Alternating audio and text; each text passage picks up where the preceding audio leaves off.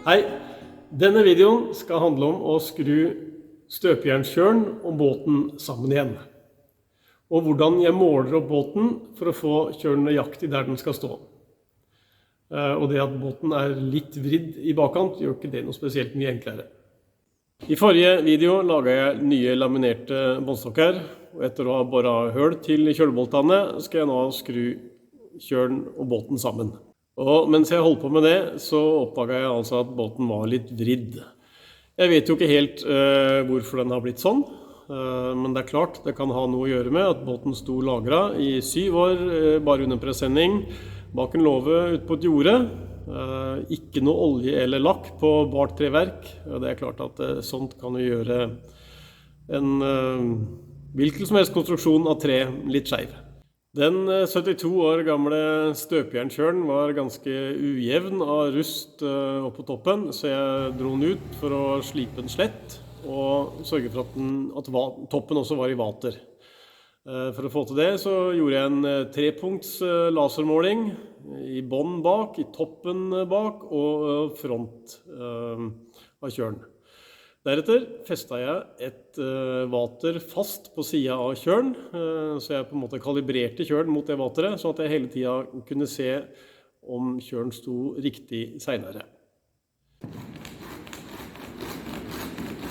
For å kunne vatre båten nøyaktig over dekk, så tok vi av glassfiberbelegget som en tidligere eier dessverre hadde lagt på. Kona mi, som var med og hjalp på den dagen, hun måtte jo selvfølgelig teste ut akustikken i det rommet her. C'est l'amour qui fait qu'on aime. C'est l'amour qui fait rêver. C'est l'amour qui veut qu'on s'aime. C'est l'amour qui fait pleurer. Dans l'amour, il faut des larmes. Dans l'amour, il faut donner. Deretter rettet jeg båten på kjølen ved å vatre over dekk, og så høvle under kjølstokken til at den sto helt i vater på midten. Og den var heldigvis også fin i baugen. Men helt bak så var båten ganske vridd. Pour toujours, le droit d'aimer.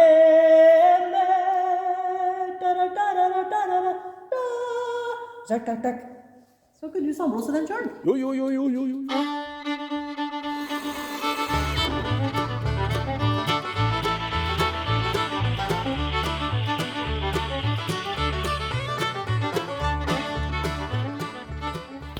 Ja, da var den ferdig samblåst.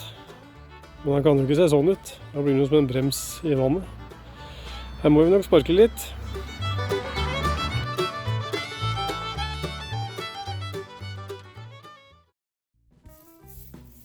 Så først et lag med ufortykket epoxy.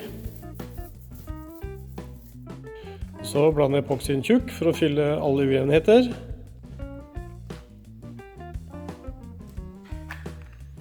Den var faktisk litt forskjellig fra den ene til den andre siden. Den siden her har bare små ujevnheter, mens den andre hadde store høl.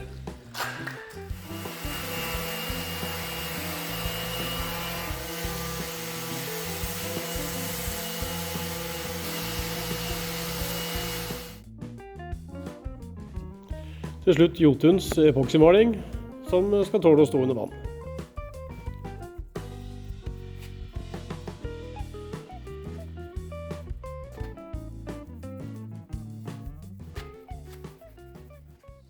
Så med kjølen tilbake under båten, så begynner en interessant del. Fordi at høla til kjøleboltene er veldig store i kjølen etter mange års rusting. Så det er god mulighet til å få kjølen på feil sted. Så da må det måles litt. Så først sjekket jeg at båten fortsatt var i vater over dekk. Så vrei jeg akterspeilet til det også var i vater. Så hang jeg en snor med lodd fra senteret av kjølen foran og senteret av kjølen bak, og strakk en stram snor gjennom punktene for å lage en senterlinje. Deretter snor med lodd fra senter av bauen og senter av akterspeilet, og en snor med lodd fra hver side av båten, for å sjekke at senter her stemmer med senterlinjen. Og så målte jeg fra dekk og ned til kjølen på begge sider.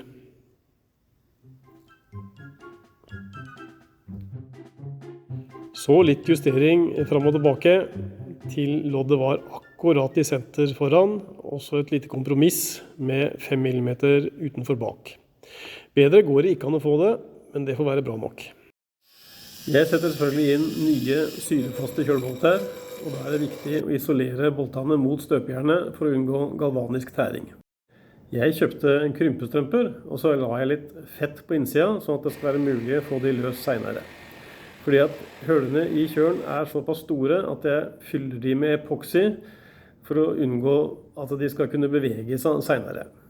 Først tjukk epoxy i bånd, legge på en skive, og så fylle opp med flytende epoxy etterpå. Jeg klippet også ut en bit av krympestrømpe for å isolere mellom skiva og kjølen. Jepp, så da er jeg klar for å skru det endelig sammen. Jeg har smørt på tjære under kjølstokken, sånn at det ikke skal bli noe fremtidig råte, forhåpentligvis.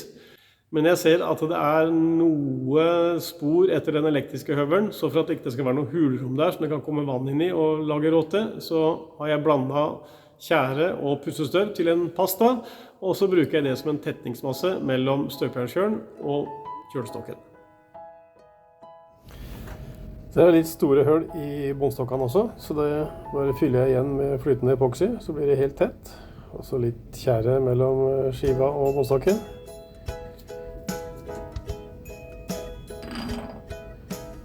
Og til slutt, skru det fast med låsmutter. Ferdig!